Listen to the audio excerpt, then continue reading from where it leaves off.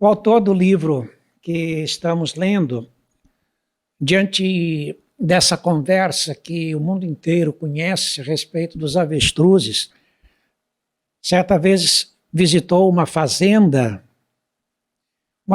onde tinha uma criação de avestruzes. E ele perguntou para o fazendeiro se é assim mesmo que acontece, diante dos perigos e ameaças, se os avestruzes de fato enterram a cabeça na areia. O fazendeiro tomou um avestruz e começou a torcer o pescoço do avestruz, torcer em todas as direções. E o pastor autor desse livro ficou um tanto indignado com os maus tratos dados pelo fazendeiro ao avestruz. Ele disse: olha, os avestruzes não têm osso algum. Não tem osso algum no pescoço. A gente pode fazer o jeito que for, não acontece nada com ele. Diante disso, disse o fazendeiro, é impossível que um avestruz enterre a cabeça na areia. Não tem como fazer isto. Um tanto frustrado, o pastor falou, mas que a história dos avestruzes enterrar a cabeça é boa, ninguém discute. Pode não acontecer isso, mas é assim que a gente aprendeu. Eu fico imaginando naquela cena aí, né, da foto no slide. Faz lembrar muitas vezes a criança quando está brincando de se esconder. Ela esconde a cabeça e fica o resto do corpo fora. Como se ninguém fosse avistá-la, como se ninguém encontrasse. Mas para ela, os olhos estando escondidos é o que basta. Ela não quer ver. Os outros vêm. Essa historinha dos avestruzes escondendo a cabeça muitas vezes ilustra a história da vida dos discípulos. Eles aprendem muito a respeito do Senhor, a respeito do seu mestre. Mas a despeito de tanto aprendizado, muitas vezes é isso que acontece. O perigo não acaba. O perigo não deixa de existir. E diante do perigo, muitas vezes, os discípulos ficam como que com a cabeça enterrada, como que tentando se esconder, como que tentando sair de cena para que o mal não o atinja, o mal não o ameace. Nós vamos acompanhar a leitura de Marcos, um texto que nós projetamos aqui, na sequência de tudo aquilo que vimos dizendo nos últimos estudos. Capítulo 8 de Marcos, versículos 31 a 33, mais o 36 e também o 38. Diz assim o texto. Então começou ele, Jesus, a ensinar-lhes que era necessário que o Filho do Homem sofresse muitas coisas, fosse rejeitado pelos anciãos, pelos principais sacerdotes e pelos escribas, fosse morto e que depois de 3 dias ressuscitasse. E isto ele expunha claramente. Mas Pedro, chamando-o à parte, começou a reprová-lo. Jesus, porém, voltou-se e, fitando seus discípulos, repreendeu a Pedro e disse: arreda, Satanás, porque não cogitas das coisas de Deus, e sim das dos homens. Que aproveita ao homem ganhar o mundo inteiro e perder a sua alma?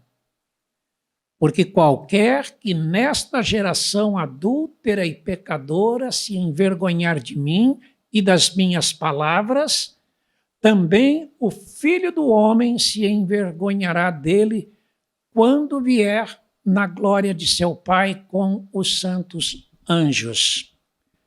Pensando neste texto e no ensinamento que Jesus passou aos discípulos,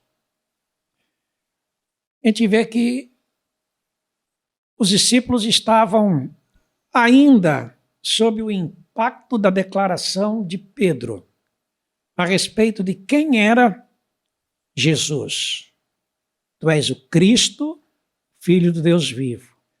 Na mente dos discípulos, Jesus, sendo o Cristo, sendo o Messias, era a esperança de Israel, a esperança de dias melhores, porque na expectativa dos judeus, o Messias viria para libertar o seu povo de mais um cativeiro. Naquela época, o cativeiro romano. Toda a opressão se findaria. Israel teria liberdade, viveria dias mais tranquilos e, quem sabe, voltaria aos bons tempos de prosperidade e crescimento, como Israel teve nos dias do rei Davi e ainda nos dias do rei Salomão. Os discípulos, obviamente, sendo escolhidos pelo Mestre, sendo escolhidos pelo Messias, seriam privilegiados. Seriam, quem sabe, os príncipes de Israel, seriam, quem sabe, os ministros do novo governo, da nova ordem que se instalaria na terra. Então ainda estavam pensando sobre o impacto disso, fazendo uma projeção dos dias seguintes. Jesus disse para Pedro: você fez essa declaração e essa declaração não partiu de você mesmo, mas foi o Espírito Santo quem revelou a você. E essa é a visão correta. Jesus era o Messias. Mas sendo o Messias e sendo o reino de Deus não aqui neste mundo, mas para toda a eternidade, havia necessidade de que um problema sério fosse resolvido. O problema mais grave que afetou a humanidade. O problema do pecado, da desobediência, da rebeldia do homem contra Deus. Jesus, como Messias, veio ao mundo com a missão de dar a sua vida pelos homens pecadores. Derramar o seu sangue para que os pecados dos homens fossem perdoados, a dívida paga, a situação resolvida, a ira de Deus aplacada. Por isso Jesus disse: é necessário que o Filho do Homem sofresse muitas coisas. Isso já estava escrito lá no profeta Isaías. Ele seria também rejeitado pelas 3 grandes ordens que comandam a sociedade.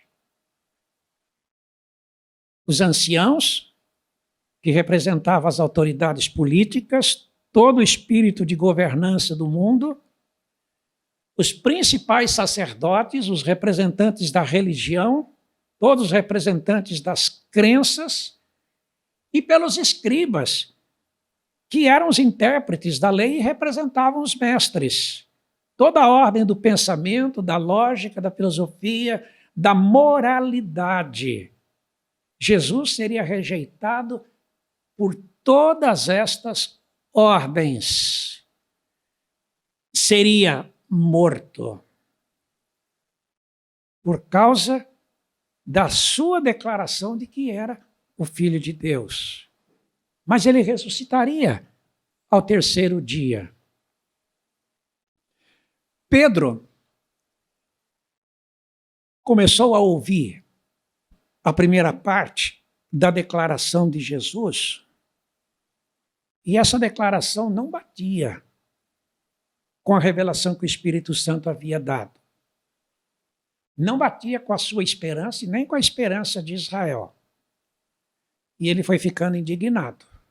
Como pode o Messias ser rejeitado, o Messias ser humilhado, o Messias sofrer a morte e ainda mais a morte de cruz. Não, isso é impossível. Com toda a ousadia que lhe era peculiar, Pedro chamou Jesus à parte e, em nome dessa ousadia, ele começou a reprovar Jesus. Que ousadia de Pedro! Reprovar Jesus pelo que ele disse. Ainda volta um pouquinho lá. Pedro fez uma coisa certa. Se havia alguma coisa errada, não iria fazer isso na presença de todo mundo. Ele chamou Jesus à parte. Mas aí o que fez Jesus? Ele avançou um pouquinho, chegou mais perto de todos os discípulos, viu que a ousadia não era somente de Pedro. A indignação não era somente de Pedro. O entendimento da missão do Messias não era só o de Pedro. Mas só Pedro foi corajoso de fazer o que fez. Olhando para os discípulos, Jesus repreendeu a Pedro. Arreda Satanás. Jesus não disse que Pedro era Satanás. Jesus falou para Pedro. Para Pedro. Aquele que instantes antes tinha sido envolvido pelo Espírito Santo na declaração: tu és o Cristo, Filho de Deus. Mas agora, instantes depois, já estava sendo influenciado por Satanás naquilo que ele falou para Jesus. E o que é que ele falou para Jesus? Em outra passagem está escrito: de modo nenhum vamos permitir que o Senhor passe por toda a humilhação que está dizendo que vai passar. De modo nenhum permitiremos que o Senhor seja preso, porque se o Senhor for preso, nós todos vamos contigo. Se ameaçarem o Senhor de morte, nós nos sentiremos ameaçados também. Se o Senhor for morto, estamos todos à disposição e seremos mortos também. Aonde o Senhor for, iremos. O que acontecer ao Senhor, que aconteça conosco também. A gente lembra quando, no final do ministério terreno de Jesus, chegou a hora dele ser preso, dele ser levado para o tribunal. Onde estava Pedro? Onde estavam os outros apóstolos? Todos fugiram. Todos deixaram Jesus na mão. Ele ficou sozinho. Todos fugiram. Pedro falou: eu não sei quem é esse homem. Eu não estou com ele, não estive com ele. Não sei do que estão falando, eu nem o conheço. Pedro negou. É assim que muitas vezes nós homens somos assim que nós agimos. Somos capazes de, num momento, estarmos tomados pelo Espírito de Deus e, no momento seguinte, estarmos tomados pela influência maligna. Somos capazes de grandes declarações, de grandes confissões, mas somos capazes também, na hora de um aperto, fazer que nem os avestruzes, esconder a cabeça e dizer: eu não sei do que está sendo falado, não sei do que se trata, não sou do meio dos discípulos, não conheço Jesus, não tenho nada a ver com ele. Jesus percebeu na ação de Pedro uma ação maligna. Por isso, disse: arreda, Satanás, porque não cogitas das coisas de Deus, mas sim das dos homens. Foi o que Jesus disse para Pedro. São 3 coisas horríveis que acontecem conosco como discípulos. Agora vamos ver sim o slide seguinte. 3 erros gravíssimos. Pedro, bem intencionado, ele agiu com insensatez. E Jesus viu nisso uma ação maligna, quando diz: arreda, Satanás. O primeiro erro gravíssimo que um discípulo comete ou está sujeito a cometer é agir por si mesmo, ainda que prejudique os outros.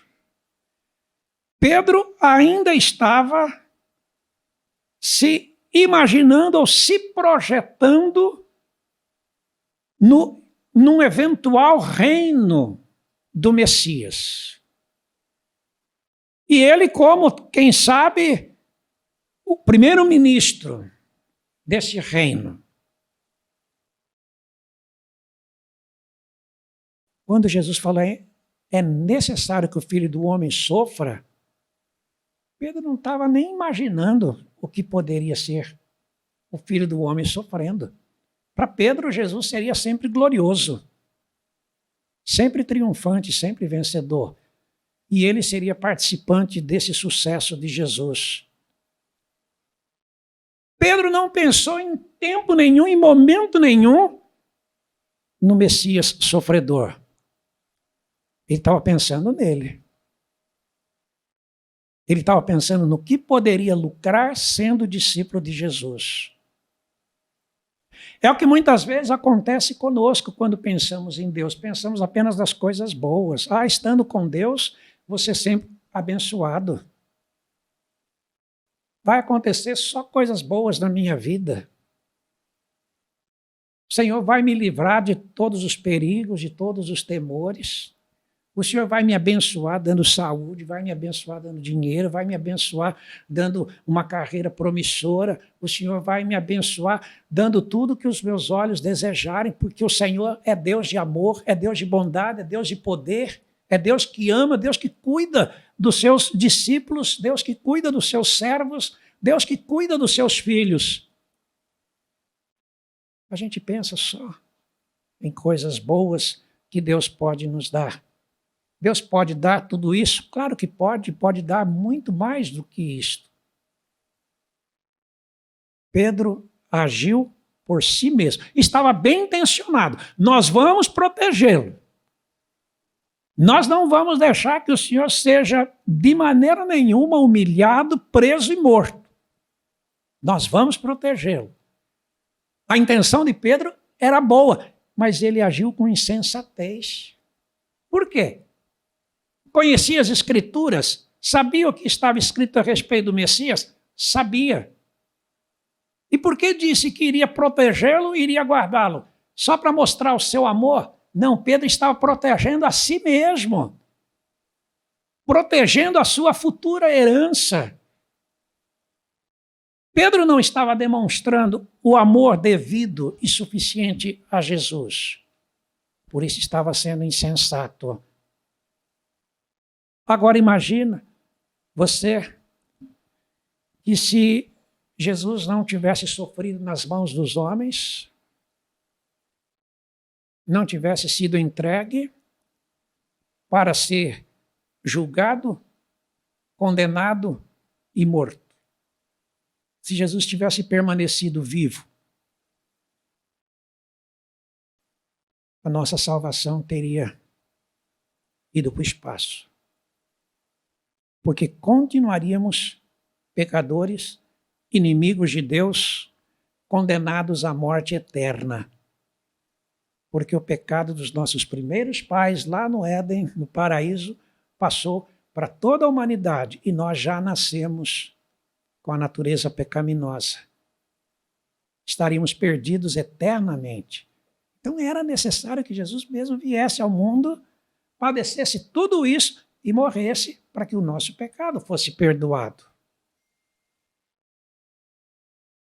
Aí estava a insensatez de Pedro. Pensou só em si, não pensou nos outros. Fica imaginando ainda nesse ponto que quando nós pensamos em nós mesmos, nós agimos como se estivéssemos expondo outra pessoa ao perigo. A sugestão de Pedro para Jesus era que ele se cuidasse e evitasse de cair nas mãos dos homens. E os próprios discípulos ajudariam Jesus a não cair nas mãos dos homens. Mas se Jesus entrasse na de Pedro, aceitasse a sugestão e a proposta de Pedro, Jesus estaria não só falhando na sua missão, mas ele estaria desobedecendo à vontade do Pai Celeste.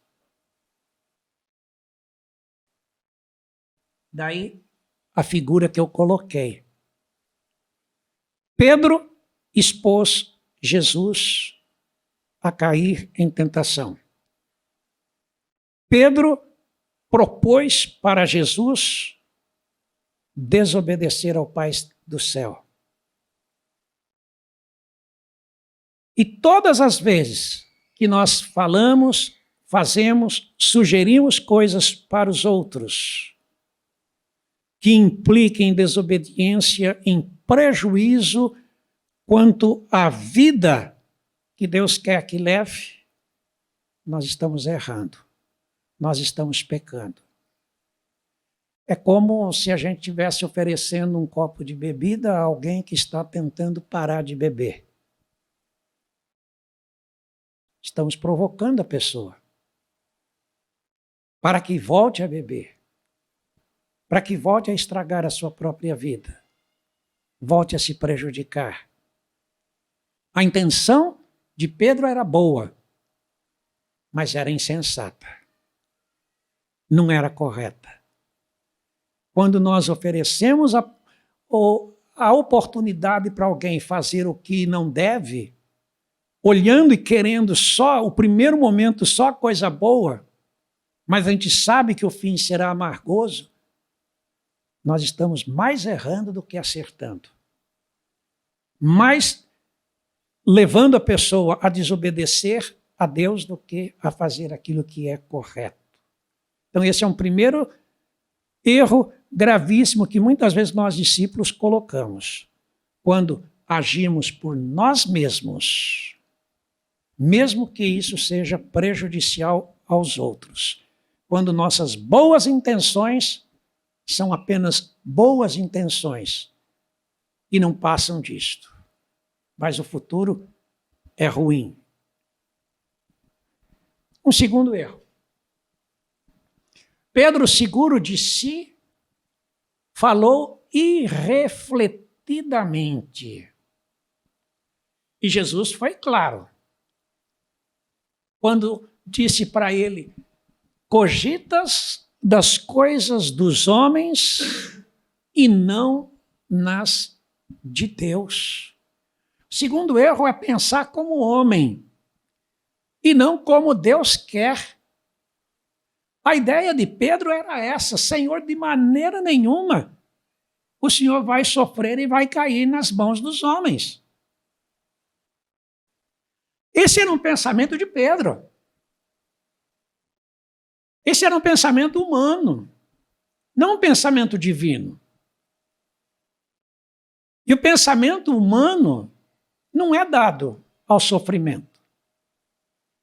O homem cai fora de tudo aquilo que possa representar ou implicar em sofrimento. Não que Deus tenha prazer no sofrimento. Não é essa a questão. Mas o sofrimento em relação ao Filho do Homem era necessário acontecer.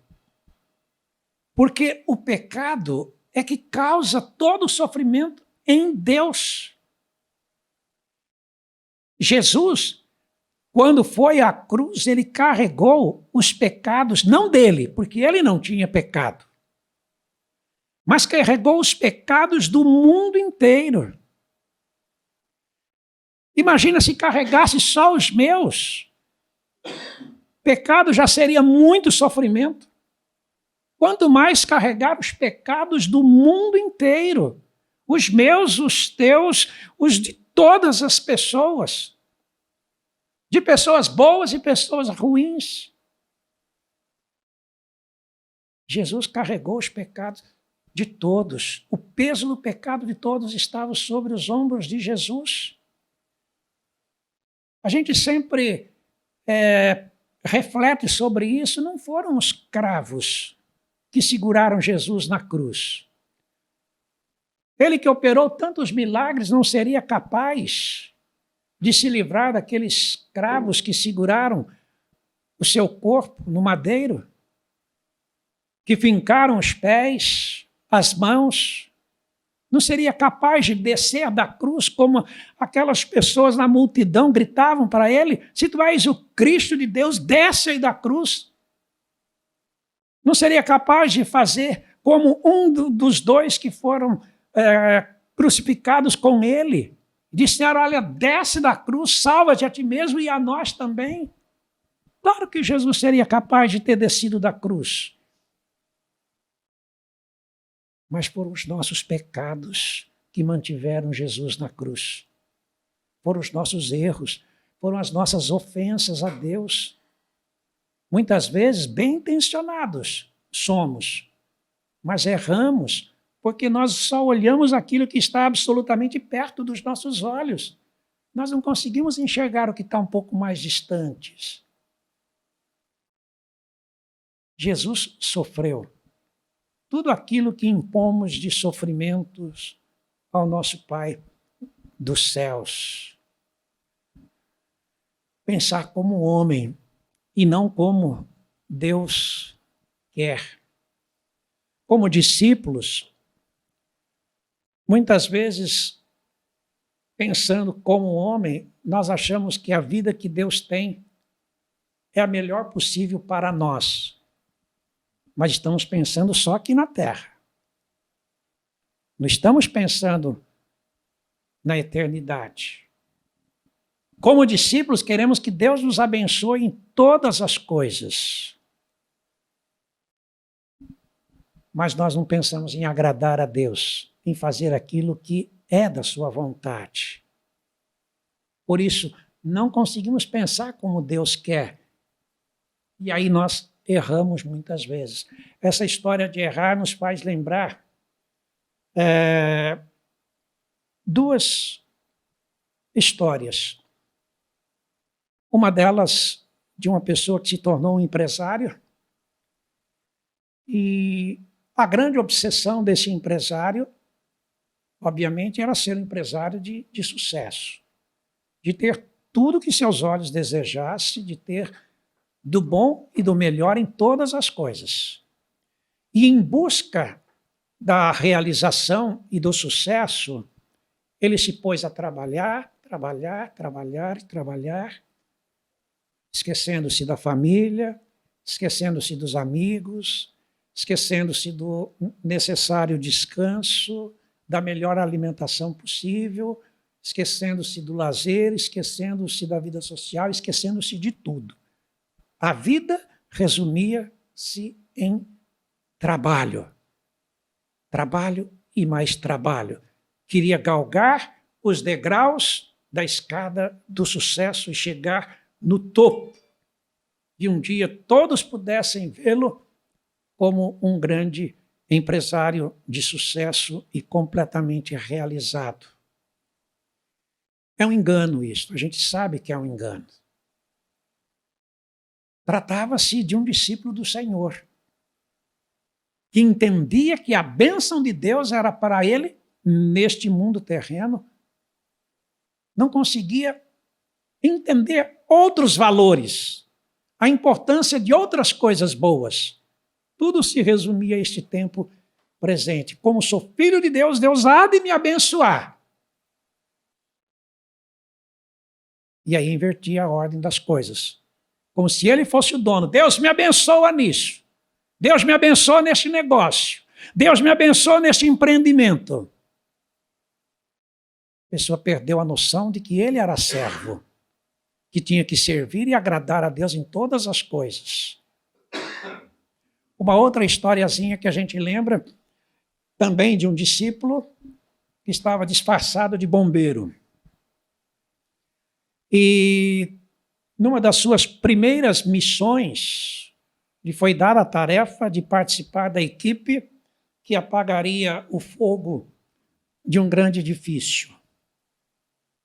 E o edifício queimava, e os bombeiros todos mobilizados para apagar aquele grande fogo. E aí ele teve a ideia de ir por detrás e alcançar a um outro edifício, porque dali, na imaginação e no entendimento dele, ele conseguia jorrar o jato d'água e atacaria bem de frente ao foco do incêndio que, segundo ele, estava do outro lado. E ele foi para trás do edifício e começou a subir naquele outro prédio. Qual não foi a sua surpresa? Ao chegar lá em cima, no prédio, ele percebeu que o prédio que estava em incêndio estava bem mais distante do que ele imaginava. E aí ele concluiu como que, numa cena como essa, errei o prédio. Não era esse prédio que eu tinha que ter subido, era outro. É isso que acontece conosco muitas vezes. Quando nós pensamos como homem, somos bem intencionados, achamos que estamos fazendo o melhor. Mas se não pensamos como Deus quer, nós sempre vamos subir em prédio errado. Sempre vamos optar por um caminho errado. Sempre vamos tomar uma decisão errada. Por quê? Porque nós só enxergamos o que está perto. Não enxergamos nada do que está um pouco mais distante. Terceiro erro, gravíssimo, que os discípulos correm o risco de cometer, é focar o presente em detrimento da eternidade. Pedro e a multidão estavam maravilhados com Jesus, com os ensinamentos de Jesus, com os feitos de Jesus. Mas o coração deles não estava quebrantados. Maravilhados, mas não quebrantados. Jesus ponderou: ganhar o mundo todo e perder a vida? Que vantagem há nisto? Que proveito há para o homem ganhar o mundo inteiro, se tornar uma pessoa de sucesso, realizado em tudo que almeja fazer, e perder a vida? Aquele empresário da historinha, que em busca do seu sonho e da sua realização, deixou de viver a vida em família, deixou de viver com os amigos, deixou de descansar o suficiente e se alimentar o necessário, deixou de curtir a vida como deveria curtir, porque só estava focado na sua realização. Alguns conseguem chegar lá, mas a maioria que pensa assim fica pelo caminho. Fica pelo caminho. Porque a vida é um todo, não é uma coisa só. O que Deus criou e colocou à nossa disposição, tudo precisa ser desfrutado. Não só uma coisa. É aí que está a grande vontade de Deus.